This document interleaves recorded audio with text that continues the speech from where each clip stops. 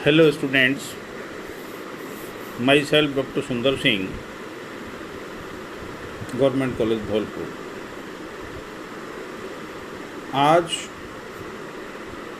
हम लोकोमोशन के बारे में डिस्कशन करेंगे। इन्वर्टिब्रेट में लोकोमोशन। तो इस विषय में गमन को हम दो भागों में बांट सकते हैं। वे जंतु जो एक ही स्थान पर गति करते हैं उन्हें स्थानबद्ध कहते हैं, परंतु लोकोमोशन की वह क्रिया जिसके द्वारा जंतु एक स्थान से दूसरे स्थान पर तक पहुंचता है उसको हम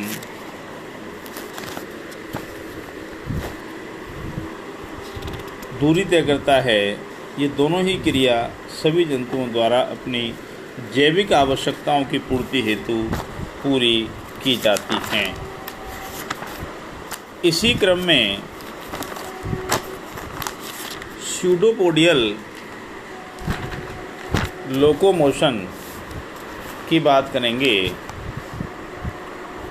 प्रोटोजोअन प्रकार के प्राणियों की एक कोशिकीय शरीर के पूरे जीवन भर मुख्य रूप से साइटोप्लाज्म द्वारा बनी हुई अस्थायी उभार निकले रहते हैं, जिन्हें कूटपाद कहते हैं। कूटपादीय गमन के लिए अमीबा का अध्ययन किया जाता है। इस गमन का अमीबॉइड लोकोमोशन भी कहते हैं। तो लोकोमोशन इन अमीबा, अमीबा को हम टिपिकल प्राणी मानते हुए इसका अध्ययन कर रहे हैं। अमीबा शत्रु से अपनी सुरक्षा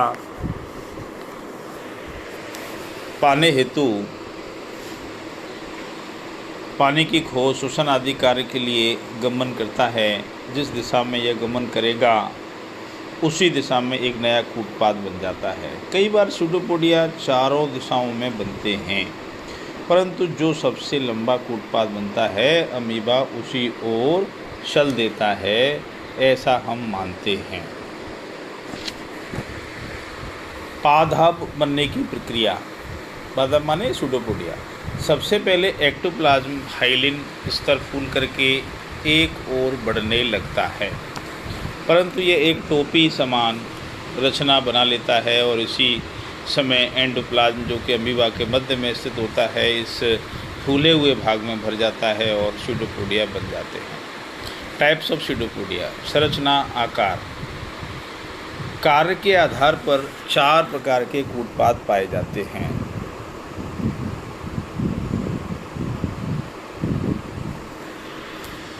पहला है लोबोपोडिया।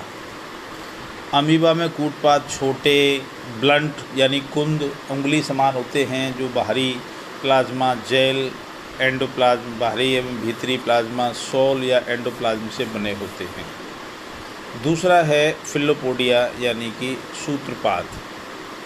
ये लंबे सूत्र समान धागेनुमा संरचना पहले कूटपाद होते हैं, जिनका सिरा शाखित और नुकीला होता है, जो एक्टोप्लाज्म के बने होते हैं, जैसे यूग्लिना। राइजोपोडिया। मूल पादहाव, जालिका पादहाव। रेटिकुलोपोडिया। पतले लंबे कूटपाद की शाखाएं एक दूसरे से जुड़ करके पड़ोसी कूटपादों की शाखाओं से मिलकर के जाल बना लेती हैं, जो पोषण हेतु आहार को फंसाने का कार्य करती है। एक्सोपोडिया। वे सीधे और किरणनुमा पादप होते हैं। इनमें एंडोप्लाज्म तंतुओं से बना हुआ केंद्र का अक्ष होता है। ये अर्धस्थायी प्रकार के कूटपाद होते हैं और ये अंगक गमन का कार्य करते हैं। गमन का कार्य न करके आहार पकड़ने का कार्य करते हैं, जैसे एक्टिनोस्पेरियम।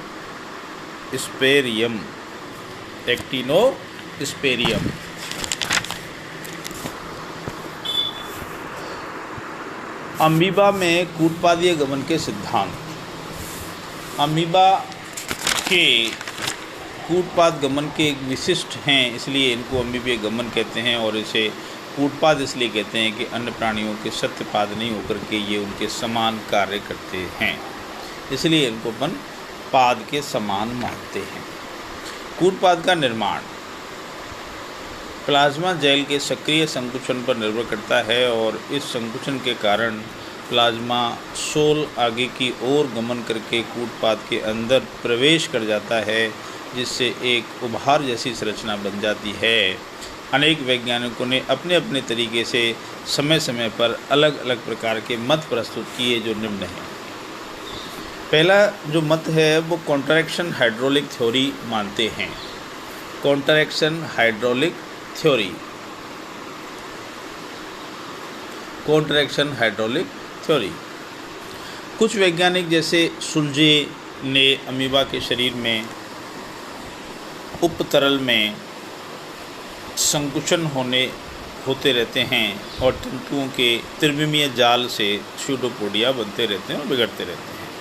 एक और सिद्धांत सुल्जे ने बताया कि 1875 में कि अमीबा के पश्च भाग में एक्टोप्लाज्म संकुचन उत्पन्न करता है तथा एंडोप्लाज्म को आगे की ओर धकेलता है, जिससे कूटपाद रूपी उभार स्वयं उत्पन्न हो जाते हैं।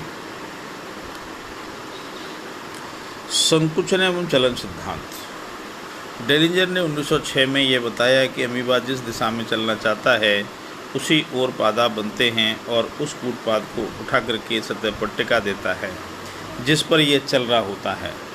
सतह पर टिकते ही इसमें संकुचन पैदा हो जाता है और ठीक इसके पिछले भाग में भी संकुचन पैदा होता है और जीव द्रव्य पीछे से आगे की ओर खिंच जाता है,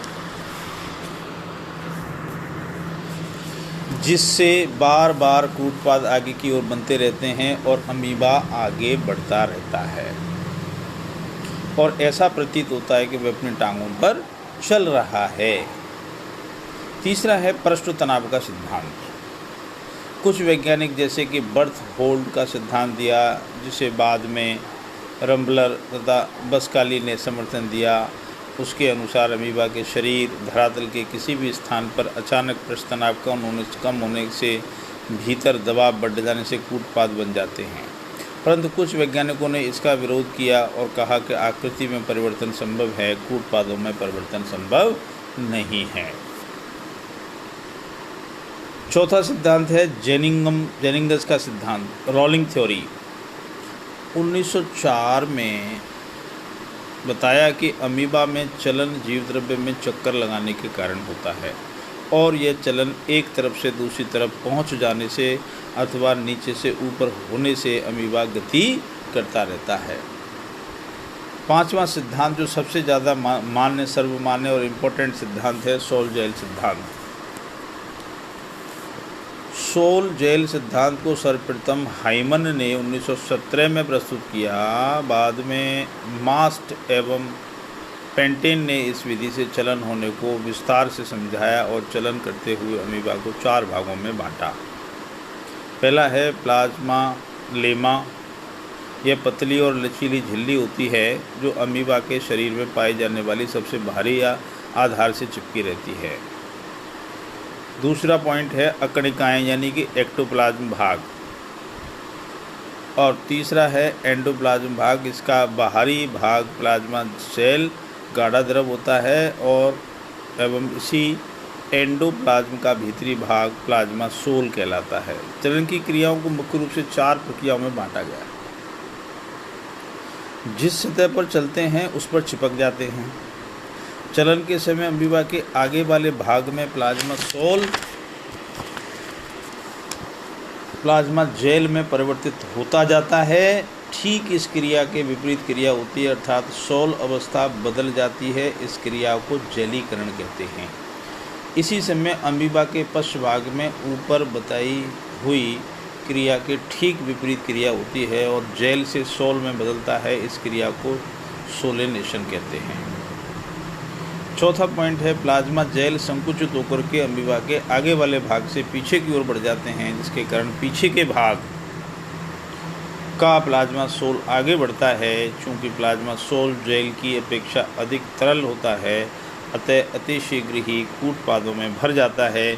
जैसे ही सोल कूटपादों के पास पहुंचता है तो वह प्लाज्मा जेल में बदल जाता है जिससे कूटपाद एक मजबूत जिलेटिन की नलिका का रूप धारण कर लेते हैं, जो कि लोकोमोशन में हेल्प करता है। 5वां पॉइंट है कि जेल में अमीबा के विरुद्ध करने की दिशा में संकुचन और इसकी सोल अवस्था में बदलने के कारण सोल कूटपादों की ओर बहता रहता है। इस प्रकार अमीबा में एक से अधिक कूटपाद बनते रहते हैं और लुप्त होते रहते हैं और अमीबा मंद गति से चलते रहते हैं। Thank you.